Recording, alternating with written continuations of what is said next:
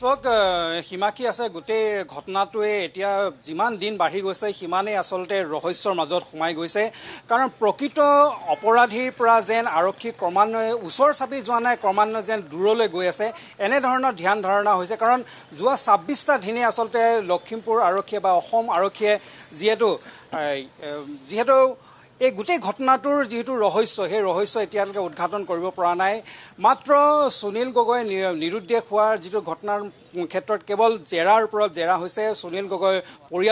পৰিয়ালক জেৰা কৰিছে বা বিভিন্ন ধৰণৰ লোকক জেৰা কৰিছে কিন্তু তাৰ বাহিৰে যেন আৰক্ষীয়ে বিশেষ কোনো একো যেন তথ্য উলিয়াব পৰা নাই কিন্তু ইয়াৰ বিপৰীতে আচলতে যিবিলাক লোকৰ বিৰুদ্ধে সন্দেহৰ আঙুলি যায় সেই লোকসকলৰ কাক যেন আৰক্ষীয়ে যেন ইচ্ছা কৰিয়ে যেন কাক চপা নাই তেনেধৰণৰ এটা ধ্যান ধাৰণা হৈছে কাৰণ আজি ২৬টা দিন পাৰ হৈ গ'ল এই ২৬টা দিনে কিন্তু আৰক্ষীয়ে সম্পূৰ্ণৰূপে এই গোটেই ঘটনাটো সম্পূৰ্ণৰূপে ব্যৰ্থ হৈছে বুলি ক'ব পাৰিব কোনো ক্লু আজিলৈকে আৰক্ষীয়ে হাতত লগা নাই যাৰ বাবে এই গোটেই ঘটনাটোৰ যিহেতু ৰহস্য ফাদিল হ'ব পৰা নাই যিহেতু ইতিমধ্যে আমি এটা কথা গম পাইছোঁ যে DNA পৰীক্ষাৰ বাবে যিহেতু জাহাংগীৰৰ ভায়েকক যিহেতু ঢকুৱাখানালৈ মাতি অনা হৈছিল আৰু ইতিমধ্যে তেওঁ ঢকুৱাখানাত যোৱা ৮টা দিনে ঢকুৱাখানাত থাকিলে আৰু আজি জাহাংগীৰৰ ভায়েকক বোধহয় ঢকুৱাখানাৰ পৰা যাবলৈ দিব কাৰণ তেওঁক নিবৰ বাবে তেওঁৰ আত্মীয় ইতিমধ্যে আহি ঢকুৱাখানাত আহি উপস্থিত হৈছে আৰু তেওঁলোকে ইয়াৰ পৰা যাবৰ বাবে অনুমতি ল'বৰ বাবে ইতিমধ্যে তেওঁলোকে আৰক্ষী থানাত কাগজ পত্ৰ কৰি আছে গতিকে দেখা পোৱা গৈছে যে ইয়াৰ আৰু তাৰ বিপৰীতে কিন্তু সুনীল গগৈৰ কিন্তু পত্নী পুত্ৰক পুনৰ আজি